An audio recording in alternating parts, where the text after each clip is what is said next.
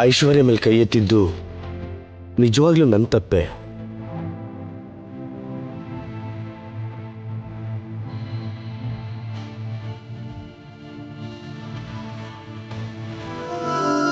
ತಪ್ಪು ಮಾಡಿದ್ರು ಕೂಡ ತಮ್ಮ ಆಗಿದ್ರಿಂದ ನಿನ್ನ ಕಾಲು ಹೇಗೂ ಹಿಡಿಯಲ್ಲ. ಕನಿಷ್ಠ ಒಳ್ಳೆ ಕೆಲಸಕ್ಕಾದ್ರೂ ಮುಟ್ತೀನಿ ಅಂತ ಅವತ್ತು ನಿನ್ನ ಕಾಲು ಹಿಡ್ದಿದ್ದೆ. ತಪ್ಪು ಮಾಡಿರೋದ್ರಿಂದ ಇವತ್ತು ನಿನ್ನ ಕಾಲು ಹಿಡ್ಕೋತೀನಿ. ಅಣ್ಣ,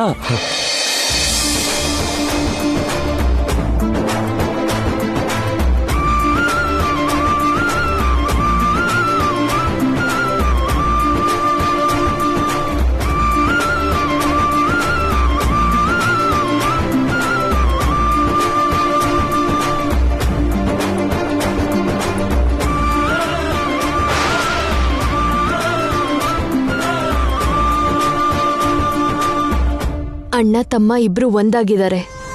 ಒಬ್ರಿಗೊಬ್ರು ಸಾರಿ ಹೇಳ್ಕೊತಿದ್ದಾರೆ. ನೀನು ಹೋಗಿ ವೈದೇಹಿಗೆ ಸಾರಿ ಹೇಳಿದ್ರೆ ಚೆನ್ನಾಗಿರುತ್ತೆ. ಏನಾಗೋದಿಲ್ಲ, ಹೋಗು. ನನ್ ಮಾತು ಕೇಳು.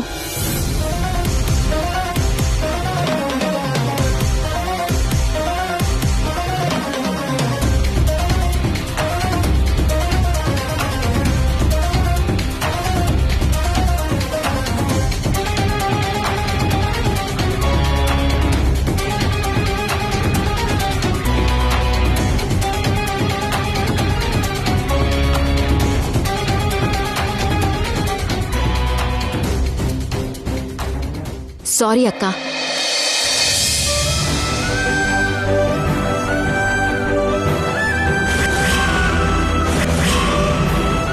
ಏನೋ ಆವೇಶದಲ್ಲಿ ಹಾಗೆ ಹೇಳ್ಬಿಟ್ಟೆ. I am extremely sorry. ಅಯ್ಯೋ, ನಮ್ಮಲ್ಲಿ ಸಾರಿ ಅಲ್ಲ ಯಾಕೆ?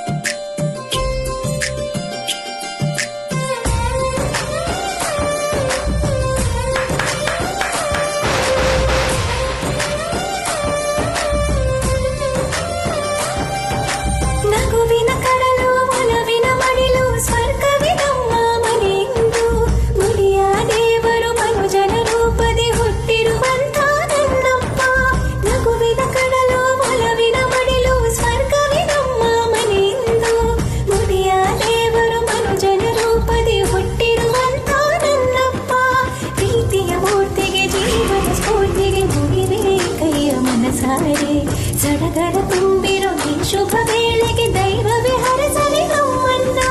ನಗುವಿನ ಕಡಲು ಒಲವಿನ ಮಡಿಲು ಸ್ವರ್ಗವೇ ನಮ್ಮ ಮನೆಯಿಂದು. ಮುನಿಯ ದೇವರು ಮನುಜನ ರೂಪದಿ ಹುಟ್ಟಿರುವಂತ ನನ್ನಪ್ಪ.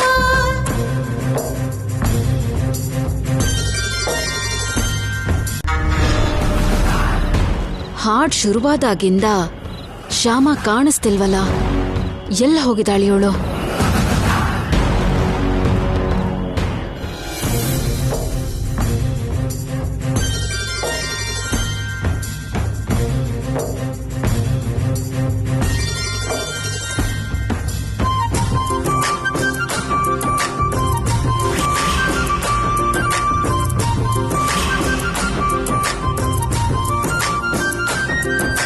ಸಣ್ಣ ವಯಸ್ಸಲ್ಲಿ ಅಮ್ಮನ ಮಾತಲ್ಲಿ ಅಕ್ಕರೆ ಸವಿಯ ಉಂಡವರು, ಅಪ್ಪನ ಕೋಪಕ್ಕೆ ಬೇಸರ ಕಂಡು ಮುಖವನ್ನು ಮಾಡಿಸಿಕೊಂಡವರು.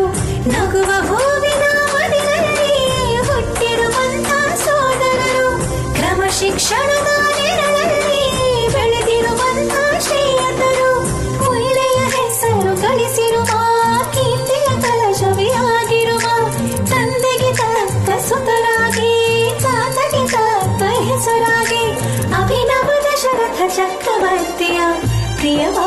ಪುತ್ರರಾಗಿ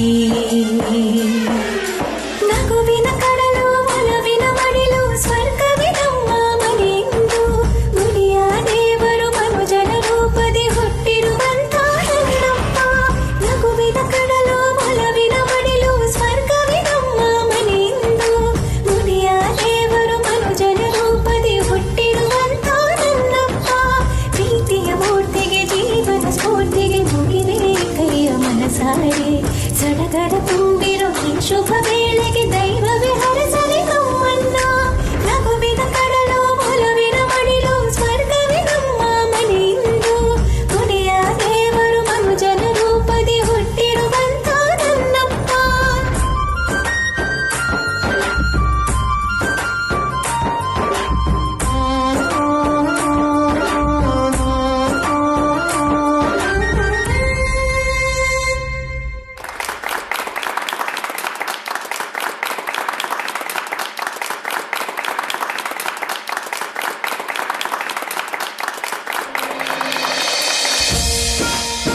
ಶ್ಯಾಮ, ಈ ಏರ್ಪಾಟ್ ಎಲ್ಲ ಹೇಗ್ ಮಾಡ್ದಮ್ಮ? ಹಿಂದೆ ಎಲ್ಲ ನೀವು ಸಂಕ್ರಾಂತಿ ಹಬ್ಬಕ್ ಬಂದ್ ತೆಗ್ದಿರೋ ಫೋಟೋ ಎಲ್ಲ ನಿಮ್ ಮಗ ಸಿಡಿ ಮಾಡಿದ್ರು. ಆ ಸಿಡಿನ ನನಗ್ ಕೊಟ್ಟಿದ್ರು.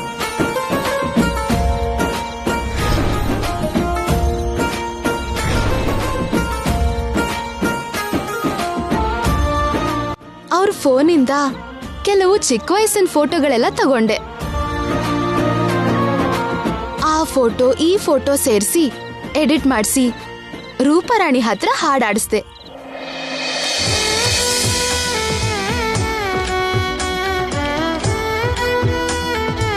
ತುಂಬಾ ಒಳ್ಳೆ ಕೆಲಸ ಮಾಡಿದ್ಯಮ್ಮ. ದೂರ ಆಗ್ತಿದ್ದ ಮನುಷ್ಯರನ್ನ ಮನ್ಸುಗಳನ್ನ ಹತ್ರ ಸೇರ್ಸೋದಿಕ್ಕೆ ಒಳ್ಳೆ ಒಂದು ಪ್ರಯತ್ನ ಮಾಡಿ ಜಯ ಸಾಧಿಸಿದ್ಯಾ.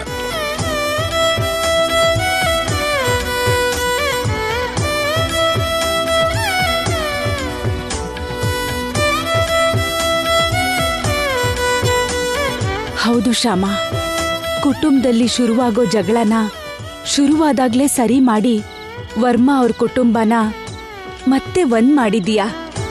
ಈಗ ನನಗ್ ಸಂತೋಷ ಆಯ್ತಮ್ಮ, ತುಂಬಾ ಸಂತೋಷ ಆಯ್ತು. ಇಲ್ನೋಡು ವಸಂತ, ನಿನ್ನೆವರೆಗೂ ನಾನು ಏನ್ ಹೇಳ್ದೆ? ಈ ಹುಡುಗಿ ನಿಮ್ ಮನೆಗೆ ತಕ್ಕ ಸೊಸೆ ಅಲ್ಲ ಅಂತ ಹೇಳ್ದೆ ತಾನೆ? ಆದ್ರೆ ಇವಾಗ ಹೇಳ್ತಾ ಇದ್ದೀನಿ, ಈ ಶ್ಯಾಮನೆ ನಿಮಗೆ ತಕ್ಕ ಸೊಸೆ.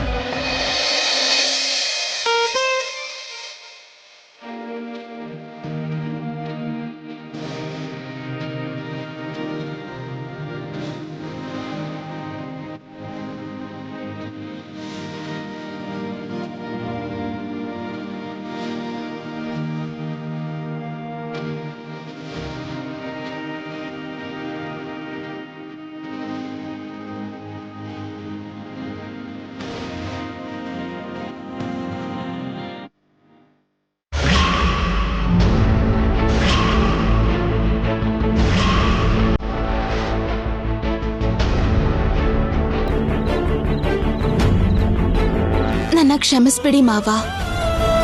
ನೀವ್ ಹೇಳಿರೋ ಮಾತನ್ನ ಮೀರಿ ಹಾಡು ಹಾಡಿದ್ದಕ್ಕೆ ನನ್ನ ಕ್ಷಮಿಸ್ಬಿಡಿ. ನನಗೆ ಗೊತ್ತು ಮಾವ,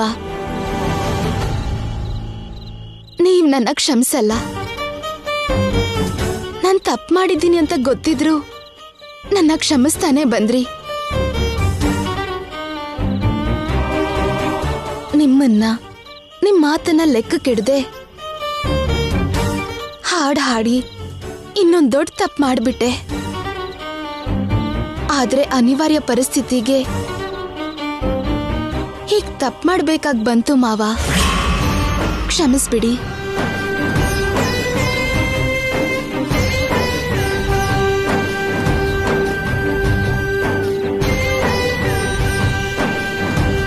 ಅಮ್ಮ ಶ್ಯಾಮ, ನೀನು ಇನ್ನೊಂದು ಸಿಚುವೇಶನ್ ಅಲ್ಲಿ ಹೀಗೆ ಮಾಡಿದ್ರೆ ನಾನು ನಿನ್ ಕ್ಷಮಿಸ್ತಾನೆ ಇರಲಿಲ್ಲ. ಆದ್ರೆ ನೀನು ಮಾಡಿದ್ದು ಫ್ಯಾಮಿಲಿಗಾಗಿ. ಫ್ಯಾಮಿಲಿ ತುಂಡಾಗದೆ ಒಂದಾಗೋದಕ್ಕೆ ಮಾಡಿದೆ. ನನಗ್ ತಿಳಿದ ಹಾಗೆ ನೀನ್ ತಪ್ಪು ಮಾಡಲಿಲ್ಲ. ಈ ಮನೆಗೆ ಸಂಬಂಧಪಟ್ಟ ಹಾಗೆ, ನಮ್ಮ ಎಲ್ಲರ ಮನಸ್ಸಾಕ್ಷಿಗೂ ಸಂಬಂಧಪಟ್ಟ ಹಾಗೆ ನೀನು ಒಳ್ಳೇದೇ ಮಾಡಿದ್ಯಾ. ಆದ್ರೆ ಒಂದು ನೆನ್ಪಿಟ್ಕೊಳ್ಳಮ್ಮ, ನನಗೆ ತಿಳಿದೆ ಹಾಡಿನ ವಿಷಯ ಅಖಿಲ್ಗೆ ಹೇಳೋಕ್ ಹೋಗ್ಬೇಡ. ಬ್ಯಾಂಗ್ಳೂರ್ಗೆ ಹೋದ್ಮೇಲೆ ಟೈಮ್ ನೋಡ್ಕೊಂಡು ಅಖಿಲ್ಗೆ ನಾವು ಹೇಳೋಣ. ಈಗ ಹಾಡಿನ ವಿಷಯ ಏನಾದ್ರೂ ಹೇಳಿದ್ರೆ, ಅದರಿಂದ ಏನಾದ್ರೂ ಪ್ರಾಬ್ಲಮ್ ಬಂದ್ರೆ ತಡ್ಕೊಳ್ಳೋ ಶಕ್ತಿ ಈ ತಂದೆ ಮನ್ಸಿಗೆ ಇಲ್ಲಮ್ಮ. ನಿಜಾನೇ ಮಾವ, ಈ ವಿಷಯನ ಈಗ ಹೇಳಲ್ಲ, ಬೆಂಗಳೂರಿಗೆ ಹೋದ್ಮೇಲೆ ಹೇಳೋಣ. ಈಗ ನನಗೆ ನಿಶ್ಚಿಂತೆ ಆಗಿದೆಯಮ್ಮ. ಅಣ್ತಮ್ದಿರೆಲ್ಲ ಒಂದಾದ್ಮೇಲೆ ಈಗ ನಮ್ಗೆ ನಿಜವಾದ ಹಬ್ಬ ಬಂದಿದೆ ಅನಿಸ್ತಾ ಇದೆ. ಇದೆಲ್ಲ ನಿನ್ನಿಂದಾನೇ ಶ್ಯಾಮ.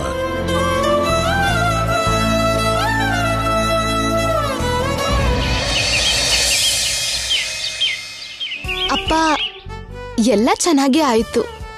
ಈ ಹಬ್ಬದಲ್ಲೂ ಕೂಡ ಚಿಕ್ಕ ಸಮಸ್ಯೆ ಆಗಿತ್ತು. ಆದ್ರೆ ಆ ಕೃಷ್ಣನ್ ದಯೆಯಿಂದ ಅದು ಸರಿ ಹೋಯ್ತು. ಇಡ್ತೀನಪ್ಪ, ಮತ್ತೆ ಕಾಲ್ ಮಾಡ್ತೀನಿ. ನೀವು ಕೂಡ ಬಂದಿದ್ರೆ ತುಂಬಾ ಚೆನ್ನಾಗಿರ್ತಿತ್ತು. ಆದ್ರೆ ಪರವಾಗಿಲ್ಲಪ್ಪ, ಇಡ್ತೀನಿ. ಹುಷಾರು.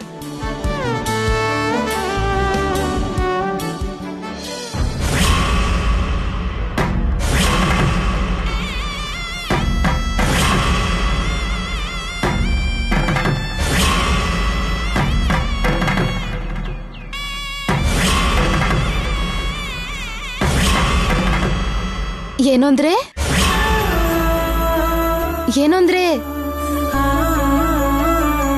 ರೀ?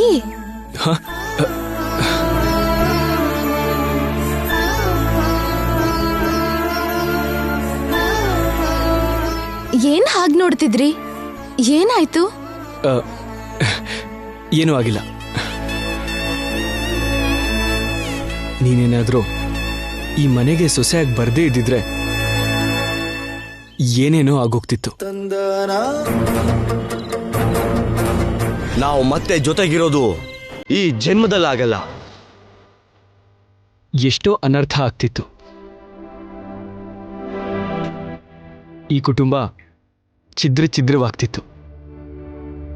ಹಸಿರಾಗಿರೋ ಈ ಕುಟುಂಬ ಎಲೆ ಉದುರು ಹೋಗಿರೋ ಬೋಳು ಮರ ಆಗ್ತಿತ್ತು. ಆ ದಿಕ್ಕಿಗೊಬ್ರು ಈ ದಿಕ್ಕಿಗೊಬ್ರು ಹೋಗ್ತಾ ಇದ್ವಿ. ಈ ಗಲಾಟೆ ಆದಾಗ ನನ್ನ ಮನ್ಸು ಪೂರ್ತಿ ಅಲ್ಲೋಲ ಕಲ್ಲೋಲ ಆಯಿತು. ನನ್ನ ಕಣ್ಣು ಮುಂದೆನೆ ನಾವೇನಾಗ್ತಿದ್ದೀವಿ ಅಂತ ನನಗೆ ಸ್ಪಷ್ಟವಾಗಿ ಗೊತ್ತಾಯ್ತು. ಆದ್ರೆ ಒಂದೇ ಒಂದು ಶಕ್ತಿ ನಡಿಬೇಕಾಗಿದ್ದ ಪ್ರಳಯನ ಒಂಟಿ ಕೈನಲ್ಲಿ ನಿಲ್ಲಿಸ್ತು. ಆ ಶಕ್ತಿ ಯಾರು ಗೊತ್ತಾ? ಅಂತ ಒಬ್ಬ ಮಹಾನ್ ಭಾವ ಯಾರು ಗೊತ್ತಾ? ದೊಡ್ಡ ಆಪದ್ ಬಾಂಧವ ಯಾರು ಗೊತ್ತಾ? ನೀನೇ ನೀನೇ ನೀನೇ ಶ್ಯಾಮ. ಅಷ್ಟೆಲ್ಲ ಮಾಡಿದ್ ನಿನಗೆ ಏನ್ ಕೊಡ್ಬೇಕು? ಏನ್ ಬಹುಮಾನ ಕೊಡ್ಬೇಕು? ಏನ್ ಕೊಟ್ಟು ಋಣ ತೀರಿಸ್ಕೊಳ್ಳಿ ಹೇಳು ಶ್ಯಾಮ. ಈ ಕ್ಷಣ ನೀನ್ ಏನ್ ಕೇಳಿದ್ರುವೆ ಮರುಕ್ಷಣ ನೀನ್ ಆಸೆ ಪಟ್ಟಿದ್ದನ್ನ ನಿನ್ ಕಣ್ಮುಂದೆ ತಂದಿಡ್ತೀನಿ. ಹೇಳು ಶ್ಯಾಮ, ನಿನಗೇನ್ ಬೇಕು? ಏನು ಅಂದ್ರೆ ನಿಮ್ ಮನ್ಸಲ್ಲಿರೋ ಭಾವನೆ ಎಲ್ಲ ಅರ್ಥ ಆಯ್ತು. ನೀವಿರೋ ಪರಿಸ್ಥಿತಿ ನೋಡಿ ನೀವ್ ಈ ಕುಟುಂಬನ ಎಷ್ಟು ಪ್ರೀತಿಸ್ತೀರೋ, ಈ ಕುಟುಂಬಕ್ಕೋಸ್ಕರ ನೀವ್ ಎಷ್ಟು ಒದ್ದಾಡ್ತಿದಿರೋ ನನಗರ್ಥ ಆಯ್ತು. ಆ ಕ್ಷಣನೇ ನಾನು ನಿರ್ಧಾರ ಮಾಡಿದೆ, ಈ ಕುಟುಂಬನ ಎಂಥ ಪರಿಸ್ಥಿತಿಯಲ್ಲೂ ಹಾಳಾಗಕ್ ಬಿಡಬಾರ್ದು ಅಂತ. ಅದಕ್ಕೆ ರೀ ನಾನು ಹೀಗ್ ಮಾಡಿದ್ದು. ಅದನ್ನು ನೀವ್ ಕೊಟ್ಟಿರೋ ಸಿಡಿಯಿಂದನೇ ಪ್ಲಾನ್ ಮಾಡಿದ್ದು. ಆ ಕೃಷ್ಣನ್ ದಯೆಯಿಂದನೇ ಸಕ್ಸಸ್ ಆಗಿದ್ದು. ಇದ್ರಲ್ಲಿ ನಾನ್ ಮಾಡಿದ್ದು ಏನೂ ಇಲ್ಲ. ದೊಡ್ಡವ್ರು ಯಾವತ್ತೂ ತಮ್ಮ ದೊಡ್ಡತನ ಒಪ್ಕೊಳ್ಳಲ್ಲ ಶ್ಯಾಮ. ನೀನು ಆ ಥರದವಳೇನೆ. ನೀನ್ ಮಾಡಿರೋ ಕೆಲಸ ನಿನಗೆ ಗೊತ್ತಿಲ್ಲದೆ ಇರ್ಬೋದು,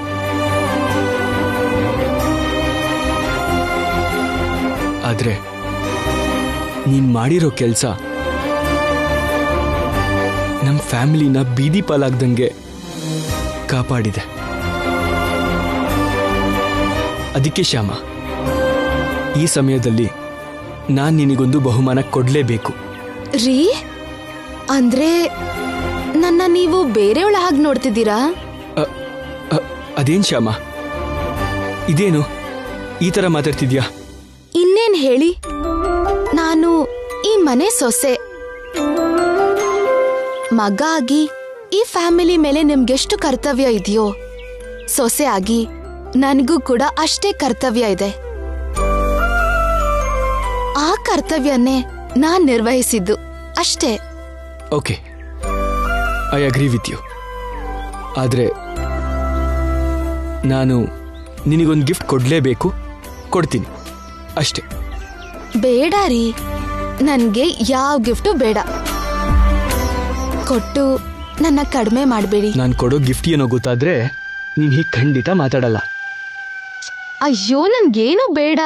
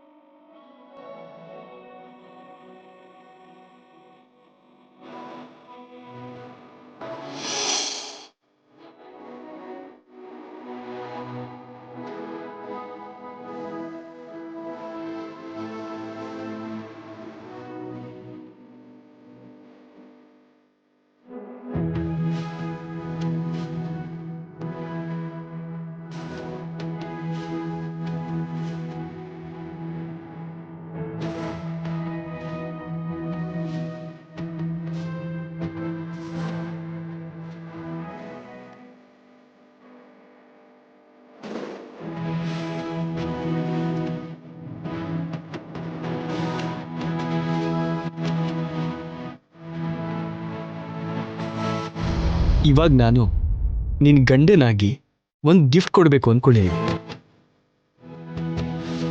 ಆ ಗಿಫ್ಟ್ ಕೂಡ ಬೇಡವಾ? ಬೇಡ ಅಂದ್ರೆ ಹೇಳು, ಇವಾಗಲೇ ನಾನು ವಾಪಸ್ ಹೋಗ್ತೀನಿ.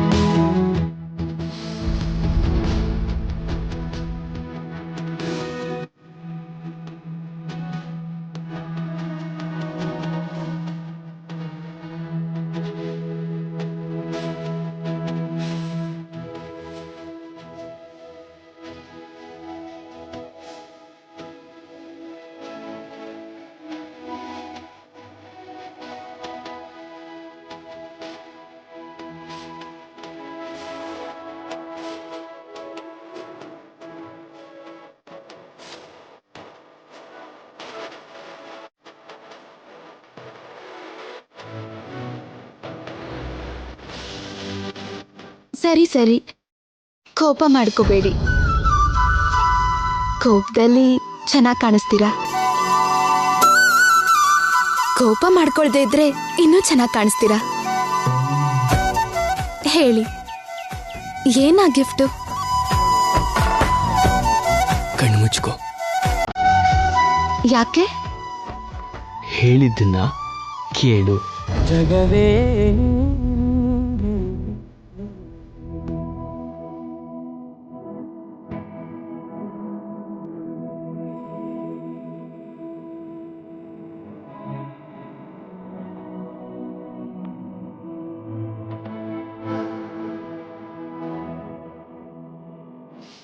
ಬಹುಮಾನ ನೀನಿನ್ ಜೀವನದಲ್ಲೇ ಮರೆಯೋದಿಲ್ಲ. ಏನದು? ತಿನ್ನಕ್ ಮುಂಚೆ ರುಚಿ ಏನಿದೆ